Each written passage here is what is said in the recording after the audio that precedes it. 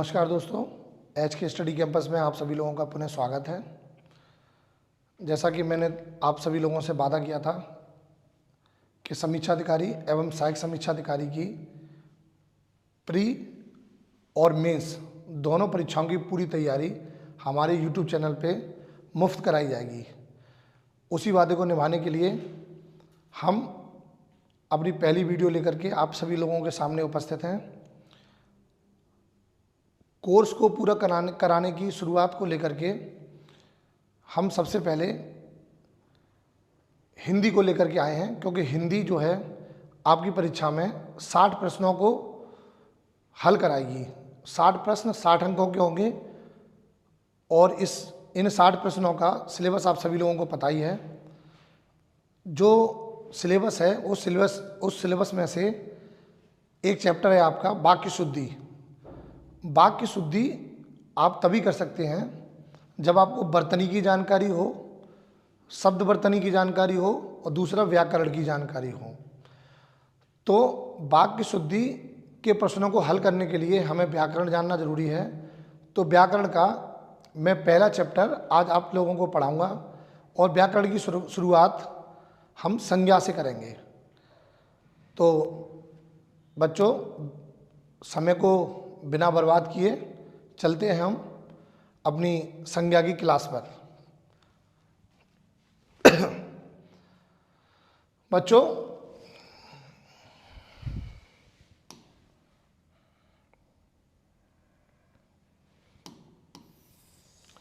संज्ञा क्या है हमें पहले समझना है। संज्ञा से हमारा क्या अर्थ है। अगर हम संज्ञा की बात करें तो संज्ञा का जो शाब्दिक अर्थ होता है वो है नाम।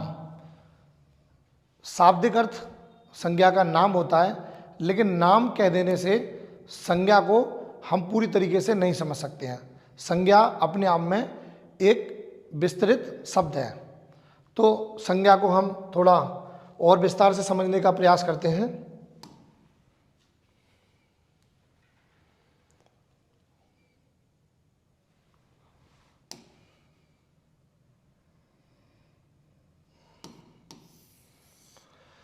तो बच्चों, संज्ञा की परिभाषा है किसी व्यक्ति, वस्तु, स्थान, भाव या गुण। किसी व्यक्ति, वस्तु, स्थान, भाव और गुण आदि के लिए प्रयुक्त होने वाले शब्द संज्ञा कहलाते हैं। किसके लिए? व्यक्ति के लिए, वस्तु के लिए, स्थान के लिए, भाव के लिए, गुण के लिए प्रयुक्त होने वाले शब्द जो हैं वो बच्चों क्या कहलाते हैं?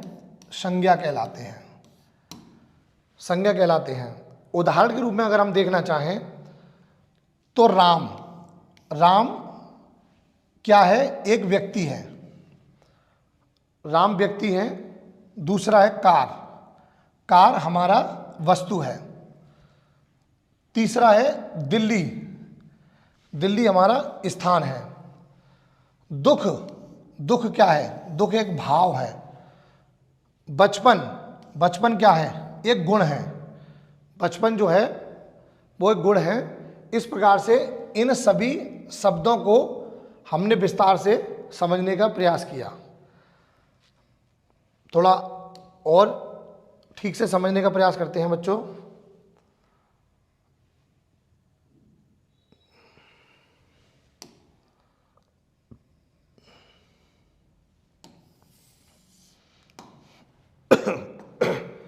बच्चों, संज्ञा जो है एक विकारी शब्द है। विकारी शब्द क्या होते हैं इसको लेकर के हम अपनी एक अलग वीडियो लेकर के आएंगे, जिसमें हम विकारी और अविकारी शब्दों को ठीक से समझाएंगे। फिलहाल हम यहाँ समझ लेते हैं। विकारी शब्द से अर्थ है कि लिंग, वचन, कारक के आधार पर परिवर्तन आ जाता है। ऐसे शब्द जिनमें लिंग, वचन और कारक के आधार पर परिवर्तन आ जाता है, ऐसे शब्द जो हैं वो विकारी शब्द होते हैं। और संज्ञा हमारा क्या है? एक विकारी शब्द है। बच्चों, अगर इतने वर्ष से अगर आप संज्ञा को ठीक से नहीं समझ पाए हैं तो हम संज्ञा को एक दूसरी लाइन में समझाने का प्रयास करते हैं। बच्चों, संज्ञा वो सभी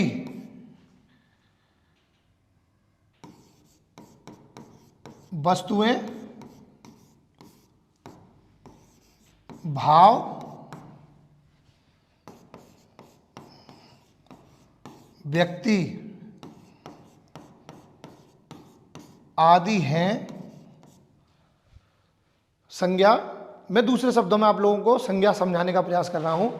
संज्ञा वो सभी वस्तुएं भाव व्यक्ति गुण आदि आदि हैं जिनको हम देख सकते हैं,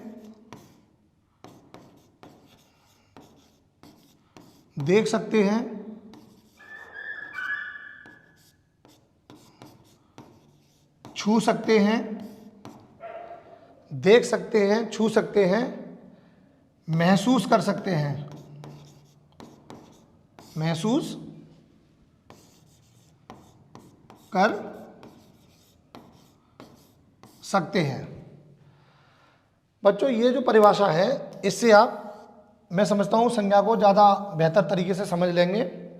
वो सभी वस्तुएं भाव व्यक्ति आदि जिन्हें हम देख सकते हैं, जैसे एक लड़का जिसको हम देख सकते हैं संज्ञा है। जैसे टेबल वो देख सकते हैं संज्ञा है। दुख हम क्या कर सकते हैं, महसूस कर सकते हैं। हमने बताया कि जिसको हम देख सकते हैं, छू सकते हैं, महसूस कर सकते हैं। दुख हम महसूस कर सकते हैं, मतलब संज्ञा है। हवा हम महसूस कर सकते हैं, संज्ञा है। सर्दी हम महसूस कर सकते हैं, संज्ञा है। तो बच्चों अब मैं समझता हूँ आप संज्ञा को ठीक तरीके से समझ पाए होंगे। संज्ञा के विषय में थोड़ा सा और विस्तार से चर्चा करते हैं।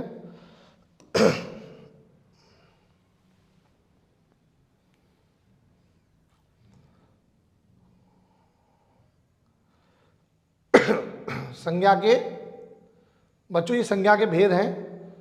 संज्ञा के भेद, व्यक्तिवाचक संज्ञा,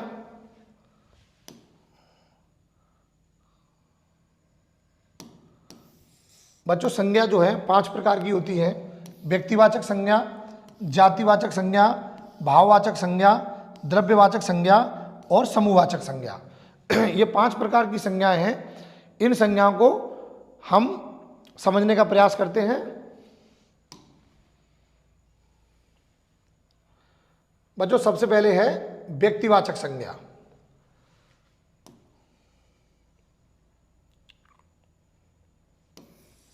सबसे पहले लेते हैं व्यक्तिवाचक संज्ञा। ऐसी संज्ञा जो किसी एक ही वस्तु, बच्चों ध्यान देना, एक ही वस्तु, स्थान, एक ही स्थान या व्यक्ति का बोध कराए। मतलब एक ही वस्तु जैसे कुर्सी एक वस्तु है, जैसे स्थान दिल्ली एक स्थान है, जैसे व्यक्ति राम एक व्यक्ति है। यानी सिर्फ अकेले किसी एक विशेष व्यक्ति की, विशेष वस्तु की बात करें तो वहां पर हमारी जो संज्ञा होगी वो व्यक्तिवाचक संज्ञा होगी। उदाहरण के रूप में सुनील क्या है, एक व्यक्ति का नाम है। भारत क्या है, एक देश का नाम है। उत्तर दिशा एक दिशा है। साइकिल एक वस्तु है। तो बच्चों जहां पर एक विशेष एक के होने का बोध पाया जाए, ऐसी सभी संज्ञाएं व्यक्तिवाचक संज्ञाएं कहलाती हैं।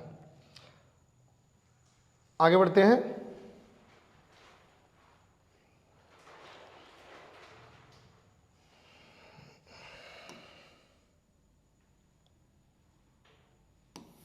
बच्चों व्यक्तिवाचक संज्ञाएं जो होती हैं उनके कई रूप होते हैं। इन रूपों को हम समझ लेते हैं। पहला रूप है व्यक्तियों के नाम।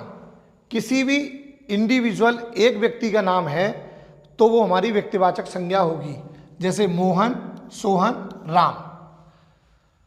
दूसरा है दिशाओं के नाम। किसी भी अगर आप एक दिशा का बोध होगा जहां पे, वहां पर हमारी जो है व्यक्तिवाचक संज्ञा होगी, जैसे उत्तर, पूरब, दक्षिण, पश्चिम आदि आदि। तीसरा है देशों के नाम। देशों के नाम, कोई भी अगर एक इंडिविजुअल देश है तो वो व्यक्तिवाचक संज्ञा होगी, जैसे भारत, जापान, अमेरिका। चौथा है समुद्रों के नाम। समुद्रों के नाम जैसे प्रशांत महासागर, प्रशांत महासागर, काला सागर, अटलांटिक महासागर आदि आदि। अगला है नदियों के नाम। नदी की बात नहीं कर रहा हूं बच्चों, नदी की बात करेंगे तो वो एक अलग संज्ञा होगी, लेकिन अगर हम किसी एक पर्टिकुलर नदी की बात करेंगे, किसी नदी का नाम देंगे, तब वो व्यक्तिवाचक संज्ञा होगी, जैसे गंगा, यमुना, मेघना। ये इंडिविजुअल हम नदी की बात कर रहे हैं तो ये व्यक्तिवाचक संज्ञा है। अगला है पर्वतों के नाम। फिर वही बात कह रहा हूं बच्चों, पर्वत कहेंगे तो अलग संज्ञा होगी, लेकिन पर्वतों में से किसी एक पर्वत का अगर हम नाम लेंगे तो फिर वो व्यक्तिवाचक संज्ञा होगी, जैसे हिमालय, काराकोरम। अगला है नगरों के नाम, जैसे आगरा, सीतापुर, अशोक मार्ग। नगरों और सड़कों के नाम, अगर किसी सड़क का नाम है वो भी हमारा व्यक्तिवाचक संज्ञा होगा। आगे और देखते हैं बच्चों।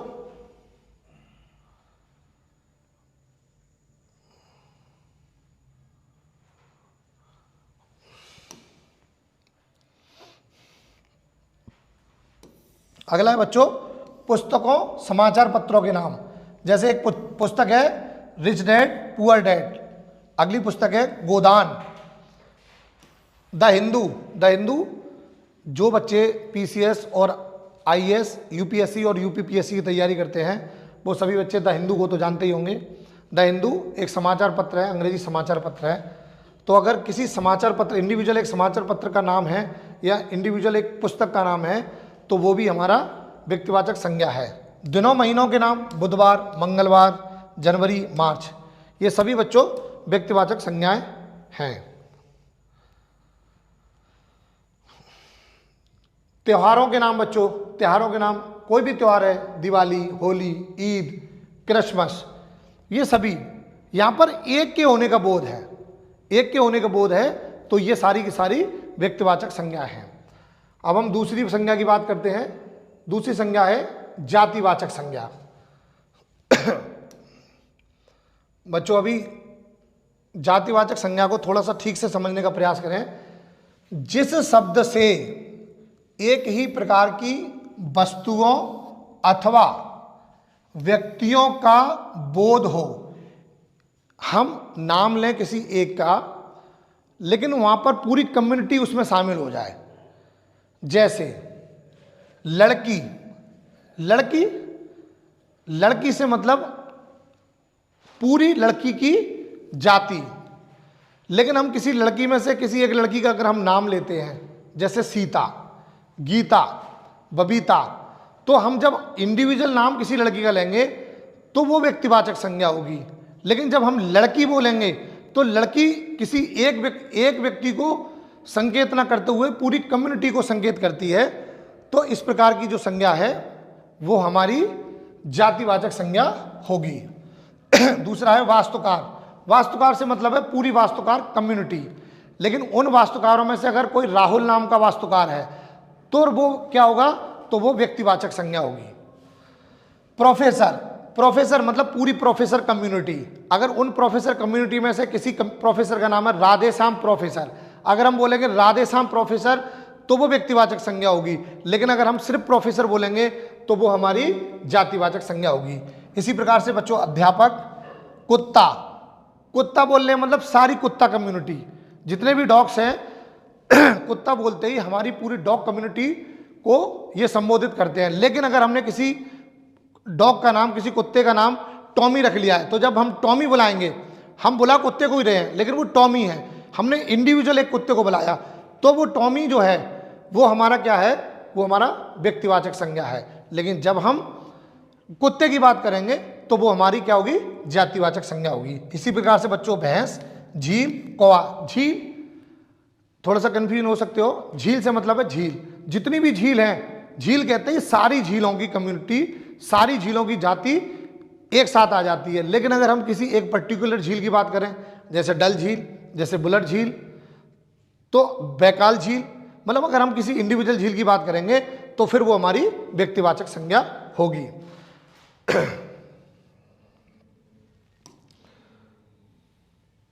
ये वही बात है बच्चों जो मैं अभी आपको समझा रहा था।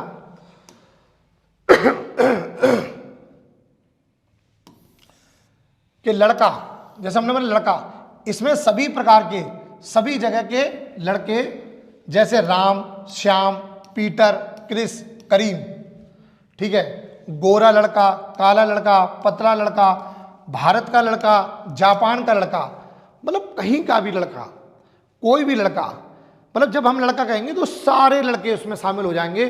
तो ये हमारी क्या है, ये हमारी जातिवाचक संज्ञा है। बच्चों आगे चलते हैं। जातिवाचक संज्ञा में जैसे नदी, अभी जैसा कि मैं बता रहा था आपको, अगर हम जमुना कहेंगे तो वो व्यक्तिवाचक संज्ञा है, लेकिन अगर हम नदी कहेंगे तो ये हमारी, सॉरी बच्चों, अगर हम जमुना कहते हैं तो वो व्यक्तिवाचक संज्ञा है, और अगर हम नदी कहेंगे तो वो हमारी जातिवाचक संज्ञा है। तो नदी, अब नदी में जैसे सभी प्रकार की नदियां, सभी नदियां, गंगा, जमुना, कोसी, मांडवी, पहाड़, पहाड़ में सभी प्रकार के पहाड़, जैसे हिमालय, किलिमंजारो, सभी प्रकार के पहाड़।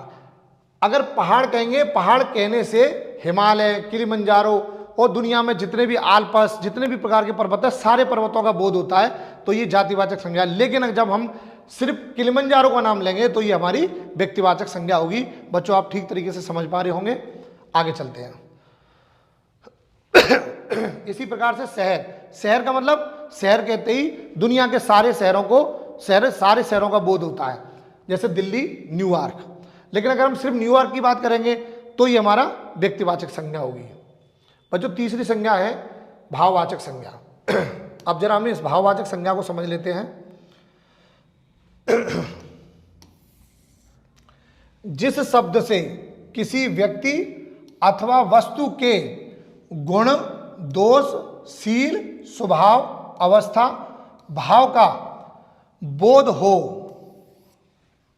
तो इस प्रकार के जो शब्द हैं वो भाववाचक संज्ञा कहलाते हैं। जैसे बुढ़ापा, बुढ़ापा क्या है? बुढ़ापा एक अवस्था है। बुढ़ापा क्या है? अवस्था है। बुढ़ापे को देखा नहीं जा सकता, बुढ़ापे को छुआ नहीं जा सकता, लेकिन बुढ़ापे को महसूस किया जा सकता है। बुढ़ापा, अब कुछ बच्चे सोच रहे होंगे कि बूढ़े आदमी को हम देख रहे हैं तो हम बुढ़ापा तो देख पा रहे हैं। तुम बुढ़ापा कहाँ देख रहे हो? आप जो देख रहे हैं वो बूढ़े आदमी को देख रहे हैं। बुढ़ापा नाम की कोई चीज है क्या? उसको देखा जा सकता है? अगर किसी बूढ़े व्यक्ति को हटा दिया जाए और बुढ़ापे को अगर हम देखना चाहें, बुढ़ापे को हम किसी व्यक्ति के साथ जोड़ कर ना देखें, सिर्फ बुढ़ापे को अगर हम देखना चाहें तो क्या बुढ़ापे को देख पाएंगे? हम नहीं देख पाएंगे। तो बुढ़ापा क्या है? ये महसूस करने वाली चीज है। और क्या है? ये महसूस करने वाली अवस्था है। जैसे दुख, दुख क्या है? दुख एक भाव है। सॉरी बच्चों, थोड़ा सा गले में खराश है। तो भाव, ये दुख क्या है? दुख एक भाव है। दुख देखा नहीं जा सकता, ना छुआ जा सकता है, लेकिन दुख को महसूस किया जा सकता है। वायु, वायु को भी हम ना देख सकते हैं ना छू सकते हैं, लेकिन वायु को महसूस कर सकते हैं। वायु जैसे ही चलती है, हमें हवा लगती है तो हम महसूस करते हैं कि वायु चल रही है। सुंदर, सुंदर होना सिर्फ महसूस किया जा सकता है। सुंदर कोई देखने वाली चीज, सुंदर शब्द को अगर आप देखना चाहें, किसी महिला या पुरुष के साथ जोड़ करके देखेंगे तो वो आप पुरुष को देख रहे हो या उस महिला को देख रहे हो। क्या सुंदर को अकेले देखा जा सकता है? किसी महिला या पुरुष के साथ ज्वाइंट ना करके हम देखते हैं तो सुंदर महिला को देखते हैं, सुंदर पुरुष को देखते हैं, लेकिन सिर्फ सुंदर को देख सकते हैं क्या? नहीं देख सकते। तो सुंदर भी हमारा क्या है? सुंदर भी हमारा भाव है, यानी ये भी हमारी कैसी है? भाववाचक संज्ञा है, न कि व्यक्तिवाचक संज्ञा। भाव, सुंदर जो है भाव है एक, सुंदर को देखना पॉसिबल नहीं है, सुंदर को सिर्फ महसूस किया जा सकता है, भाव है ये। आगे देखते हैं बच्चों। अब जैसे गुण, गुण क्या है? लंबाई, सुंदरता, चतुरता, ये क्या है बच्चों? ये गुण है, और इस गुण को सिर्फ महसूस किया जा सकता है, इसीलिए भाववाचक संज्ञा है। इनको देखना पॉसिबल नहीं है। जैसे कि मैंने अभी बुढ़ापे के संबंध में बात बताई, सुंदरता के संबंध में बात बताई, इसी प्रकार से चतुरता को, लंबाई को देखा नहीं सकते। लंबी आदमी को आप देख रहे हैं, लंबाई को नहीं देख रहे हैं। अगर आप किसी लंबी चीज को देख रहे हैं तो वो वस्तु लंबी है, ना कि लंबाई को देख पा रहे हैं आप। तो ये भाववाचक संज्ञा है, इसको भाव ले पाते हैं हम, सिर्फ इनको देख नहीं सकते, सिर्फ महसूस कर सकते हैं। आगे चलते बच्चों। दशा, दशा, दशा से मतलब अवस्था, जैसे बचपन, बुढ़ापा, यौवन, निराशा, ये हो गया भाव। भाव हो गया निराशा, क्रोध, भय, ये हमारा भाव है। भाव, भय जो है वो कोई देखने की चीज़ तो है नहीं, सिर्फ महसूस करने की चीज़ है। क्रोध जो है, क्रोध दिखता नहीं है, सिर्फ महसूस किया जा सकता है कि मैं क्रोध में हूँ या वो क्रोध में है, वो महसूस करने वाली चीज़ है। अब इस जरा भाववाचक संज्ञा को हम थोड़ा सा एक दूसरी दृष्टि से और समझ लेते हैं कि ये जो भाववाचक संज्ञा है बच्चों,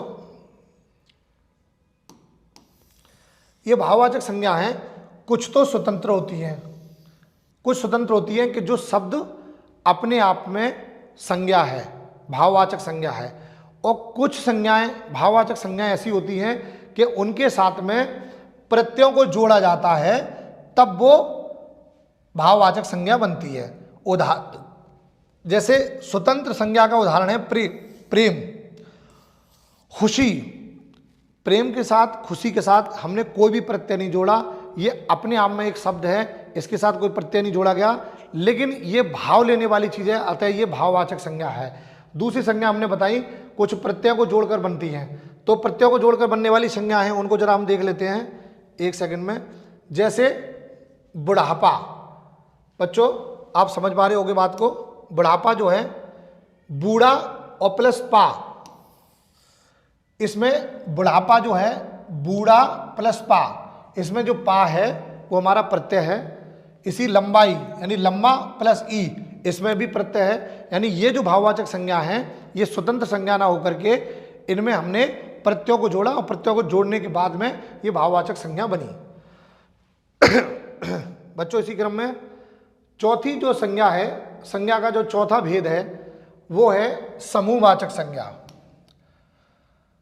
बच्चों समूहवाचक संज्ञा और जातिवाचक संज्ञा को लेकर के बच्चों में बहुत बड़ा कंफ्यूजन होता है। वो कंफ्यूजन में अभी आपका 1 मिनट में खत्म कर दूंगा। आप कभी नहीं भूलोगे कि समूहवाचक संज्ञा और जातिवाचक संज्ञा, इन दोनों में क्या अंतर है। अभी मैं आपको समझा देता हूं। देखो बच्चों, समूहवाचक संज्ञा है जिन शब्दों से किसी विशेष समूह का बोध होता हो, पूरी जाति का बोध नहीं। जातिवाचक संज्ञा में और समूहवाचक संज्ञा में बच्चे जो हैं वो कंफ्यूज हो जाते हैं। ये सोच नहीं पाते कि समूहवाचक समूह में भी समूहवाचक संज्ञा में भी समूह है और जातिवाचक संज्ञा में भी एक समूह है, तो बच्चे कंफ्यूज हो जाते हैं। लेकिन वो कंफ्यूजन बच्चों में दूर कर देता हूं। यहां पर एक समूह होता है, समूह से मतलब है मंत्रिमंडल। मंत्रिमंडल, अच्छा बच्चों मंत्रिमंडल है, इसमें कुछ ही मंत्री होंगे, 10, 20, 50। ये मंत्री कौन होंगे? या तो पुरुष होंगे या स्त्रियां होंगी, और इन दोनों को हम क्या कह सकते हैं? मानव। इनको हम क्या कह सकते हैं? मानव। या मानव को हम क्या कह सकते हैं? जातिवाचक संज्ञा। मानव को बच्चों जातिवाचक संज्ञा नहीं कह सकते। हम इसको जरा दोबारा से दूसरी तरीके से समझते हैं। जैसे गौशाला, हम इसको गौशाला को ले लेते हैं।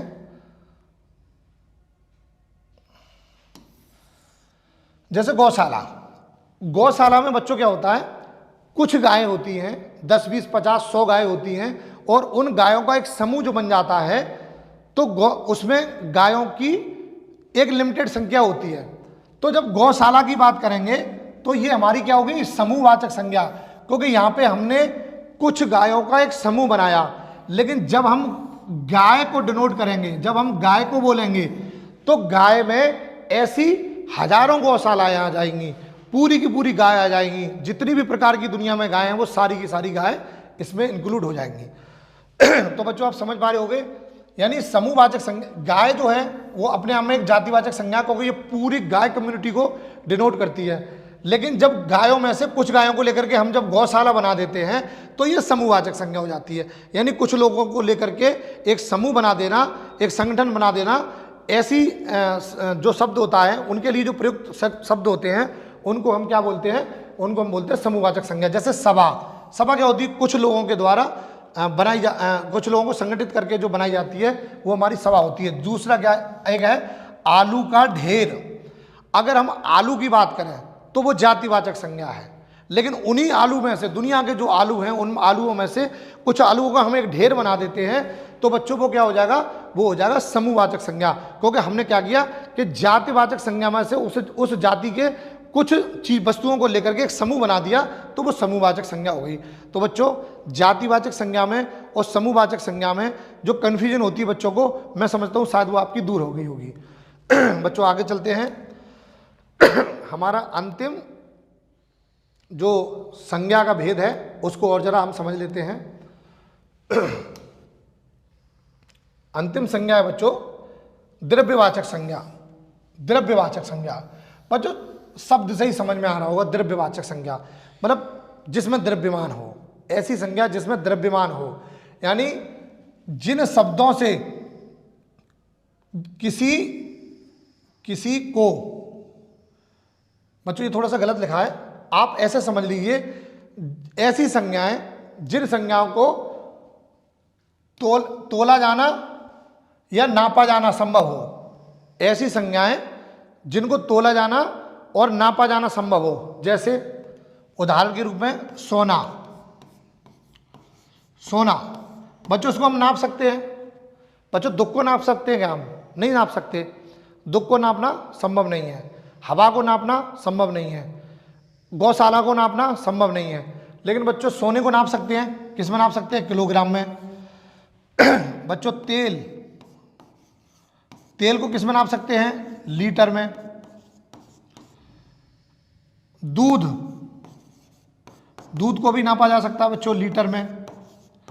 तो इस प्रकार की जो संज्ञाएं हैं, ये सारी संज्ञाएं हमारी क्या होती हैं? द्रव्यवाचक संज्ञा होती हैं। यानी ऐसी संज्ञाएं जिनको नापा जा सके, तोला जा सके, वो सारी की सारी संज्ञाएं हमारी द्रव्यवाचक संज्ञाएं होती हैं। उदाहरण देख लो बच्चों, चांदी, सोना, पीतल, लोहा, पीतल, सोना, तेल, दूध, पानी, पेट्रोल, धान। द्रव्यवाचक संज्ञाओं को थोड़ा सा और विस्तारित करने का प्रयास किया बच्चों मैंने, जरा इसको और एक बार समझ लेते हैं। दूसरी तरीके से अगर हम समझें तो द्रव्यवाचक संज्ञा वो होती हैं जिनसे कुछ वस्तुएं बनाई जा सकती हैं, जिनके द्वारा कुछ वस्तुओं का निर्माण किया जा सकता है। ऐसी संज्ञाओं को हम क्या बोलते हैं? द्रव्यवाचक संज्ञा। जैसे लोहा, तावा। लोहा तावे से बच्चों क्या बन सकता है? बर्तन। और जो पहली वाली परिभाषा थी हमने उसमें बताया था नापा और तोला जा सकता है, तो तावे को भी हम तोल सकते हैं और लोहे को भी तोल सकते हैं। सॉरी बच्चों। सोना, चांदी, इनसे क्या बनता है बच्चों? आभूषण बनता है। तो हमारी इस वाली परिभाषा से भी ये हमारी बात सिद्ध हो पा रही है कि जिनसे अनेक वस्तुएं बनती हैं, तो सोने चांदी से हमारे क्या बनते हैं? आभूषण। और पहली वाली परिभाषा में हमने आप लोगों को बताया था कि जिन वस्तुओं को तोला और नापा जा सके, तो बच्चों हम सोने को भी तोल सकते हैं और चांदी को भी तोल सकते हैं। अगला है लकड़ी। लकड़ी क्या कर सकते हैं? बट लकड़ी से क्या बनता है? फर्नीचर। तो इस वाली परिभाषा को भी पूर्ण करती है। दूसरी बात क्या है? लकड़ी को हम तोल सकते हैं। अगला क्या है बच्चों? बच्चों ये सूट गलत लग गया है। हाँ, ये सूट की जगह क्या होगा बच्चों? ये सूट नहीं है, ये है बेटा सूत है। बच्चों ये सूत है। सूत जो होता है जिससे कपड़े बनते हैं, तो सूत से हम कपड़े बना सकते हैं। सूत को अगर हम लंबाई में भी हम नाप सकते हैं और उनको इकट्ठा करके उनको तोल भी सकते हैं। लेकिन क्या दुख को तोल सकते हैं? क्या हवा को तोल सकते हैं? क्या गौशाला को तोल सकते हैं? नहीं तोल सकते। तो बच्चों जिन संज्ञाओं को तोला या नापा जा सके, जिन संज्ञाओं को, सॉरी बच्चों एक सेकंड, हाँ, तो बच्चों जिन संज्ञाओं को तोला और नापा जा सके, ऐसी सभी संज्ञाएं जो हैं वो हमारी द्रव्यवाचक संज्ञाएं होती हैं। अगला है बच्चों पानी भी एक द्रव्यवाचक संज्ञा है, क्योंकि इसको भी हम नाप सकते हैं, लीटर में नाप सकते हैं और इससे हम दूसरी परिभाषा के अनुसार इससे हम कुछ बना भी सकते हैं। पानी से हम शरबत बना सकते हैं और कोल्ड ड्रिंक बना सकते हैं। तो बच्चों, आज की संज्ञा की हमारी क्लास जो है वो पूर्ण हुई है। संज्ञा से रिलेटेड अगर आपके मन में कोई क्वेरी है, कोई दुविधा है, तो आप हमें कमेंट के माध्यम से पूछ सकते हैं। अगले वीडियो में हम एक अगला चैप्टर लेकर के आएंगे और प्रयास करेंगे उसको और बेहतर तरीके से आपको समझा सकें, बेहतर तरीके से आपको सिखा सकें। और हमारा उद्देश्य है कि समीक्षा अधिकारी के जो 60 हिंदी के प्रश्न हैं उन 60 हिंदी के प्रश्नों में से आपके 55 से 58 प्रश्न सही हो जाए। अगर आप 55 से 58 प्रश्न सही कर पाते हैं तो आप ये मान लीजिए कि 90% आपके चांसेस हैं कि आपका प्रीलिम्स आसानी से क्वालिफाई हो जाएगा। तो बच्चों, अगली कक्षा 1 दिन के अंतराल पे मिलेगी आपको, और हिंदी की कक्षा आपको 1 दिन के अंतराल पे मिलेगी। और अगले दिन यानी कल जो हमारी कक्षा होगी वो जीएस की पहली कक्षा आपको मिलेगी। और जीएस की हमारी पहली कक्षा शुरू हो रही हैं, इतिहास से हमारी कक्षा शुरू हो रही हैं, तो जीएस की आपको पहली कक्षा जो है वो हिस्ट्री की मिलेगी। नमस्कार दोस्तों, मिलते हैं अगले वीडियो में। Thank you.